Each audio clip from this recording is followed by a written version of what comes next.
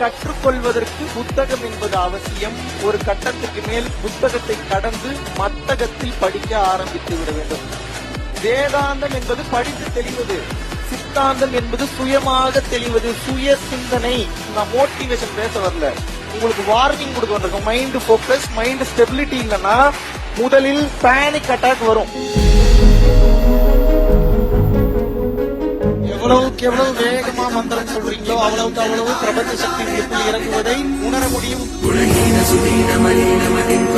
நாங்க ஒருத்தவங்க இருக்காங்க அப்படின்ற லெவல்ல தான் நாங்க நினைச்சிட்டு இருந்தோம். இப்ப இறைவன் நம்ம கிட்டே இருக்காங்க அப்படின்னு சொல்லி புரிய வச்சீங்க. கிட்டத்தட்ட அழுதுட்டேன். ஏன்னா எங்க அம்மா அப்பா எல்லாம் கண்ணு முன்னாடி வந்தோடனே எனக்கு டக்குனு அவங்க அழுகத்தை பார்த்தோன்னே அழுக வந்துருச்சு.